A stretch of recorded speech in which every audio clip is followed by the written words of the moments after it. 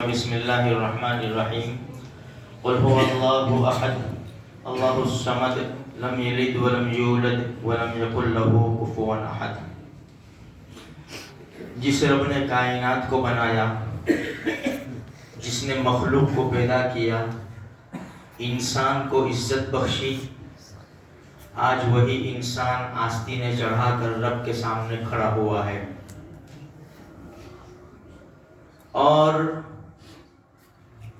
رب کے ساتھ کفر اور شرک کر رہا ہے۔ قرآن نے اعلان کیا ان الشرک لظلم عظیم، شرک بہت بڑا گناہ ہے، بہت بڑا ظلم ہے۔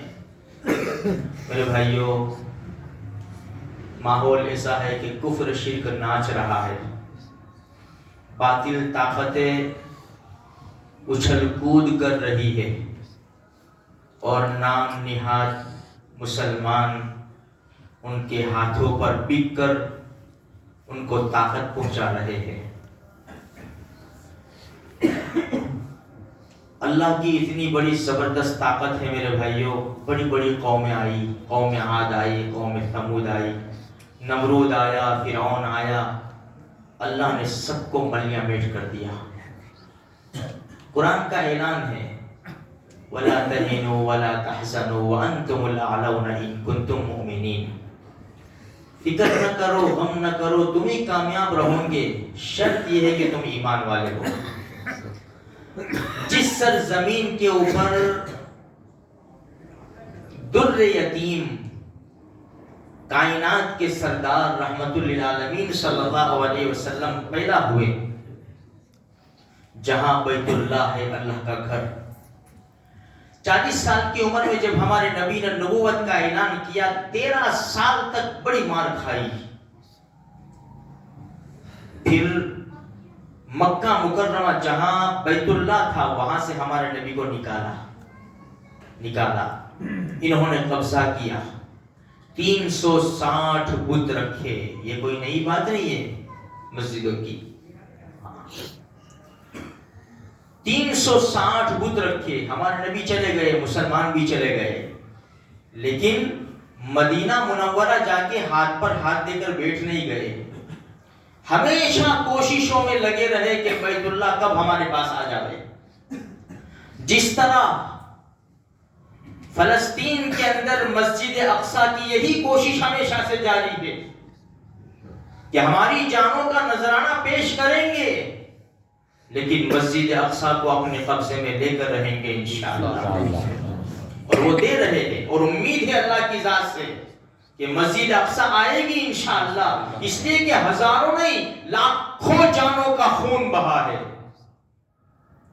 مسئلہ ہمارے یہاں کا ہے کہ ہماری بھی ایسی کوشش ہے کہ بابری مسجد تو چلی گئی ہم سے، کہ ہماری کوئی ایسی کوششیں ہیں جس طرح مکہ مکرمہ کو سن ہجری 8 میں 10,000 مسلمانوں کو لے کر اللہ کے رسول صلی اللہ علیہ وسلم نے مکہ کے اوپر چڑھائی کی، تلوار نہیں چلی، بغیر تلوار کے مکہ فتح ہوا، بیت اللہ ہاتھ میں آیا اور ببانگ دہل اذان دی گئی۔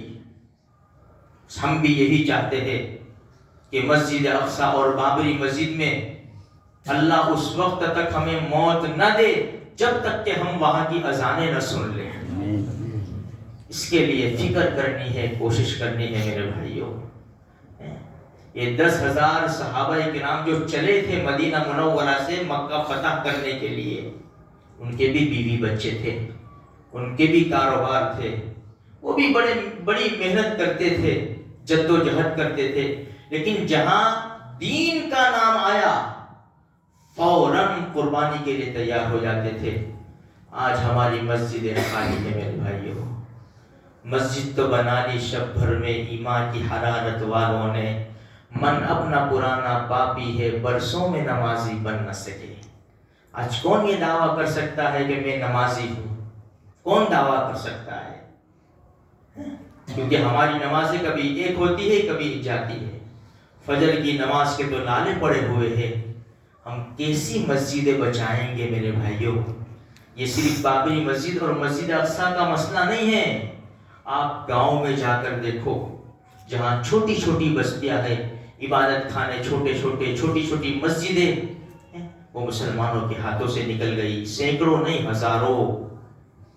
جہاں سجدے ہوا کرتے تھے، جہاں اللہ کے قرآن کی تلاوت کی آواز گونجتی تھی، آج وہاں شراب پی جا رہا ہے، آج وہاں جوا کھیلا جا رہا ہے، وہاں سور باندھے جا رہے ہیں، وہاں جانور پیشاب اور پاخانہ کر رہے ہیں۔ کل قیامت کے میدان میں ہم کیا جواب دیں گے؟ میرے بھائیوں، اگر یہی سچویشن ہمارے گھر کی ہوتی، ہمارے گھر کو توڑ کر دشمن گھس جاتا اور گھر بنا کر رہتا، ہمارے جسم کے اندر روح رہتی، سانس چلتے ہماری حالت کیا ہو جاتی؟ تھوڑی سی فکر کرو میرے بھائیوں، ورنہ یہ دشمن ہماری آنکھوں کے سامنے ناچے میرے بھائیوں۔ احد کے بدر کے میدان میں بھی ناچتا ہوا آیا تھا، لیکن مسلمانوں نے دھول چٹائی۔ احد کے میدان میں بھی آیا، مسلمان پہلے کمزور پڑے، پھر پلٹ کر وار کیا۔ بدر، احد، احزاب، خیبر، فتح مکہ، حنین، تبوک، کہاں کہاں انہوں نے کوشش نہیں کی، کہ ہر طرف سے کوشش کی، جیسے ابھی کوشش ہو رہی ہے کہ اسلام اور مسلمانوں کو ختم کر دیا جائے۔ انہیں معلوم نہیں ہے نالائقوں کو کہ جب تک اس دھرتی پر اللہ اللہ کہنے والا موجود ہے، یہ دنیا کا نظام چلے گا۔ جب دھرتی پر اللہ اللہ کہنے والا موجود نہیں ہوگا، یہ کائنات کو فنا کر دیا جائے گا۔ ہم مسلمانوں کی برکت سے تم چل پھر رہے ہیں، اگر ہم نہیں رہیں گے تو تم بھی نہیں رہیں گے۔ اس لیے میرے بھائیوں، ہم اس سے کیا شکایت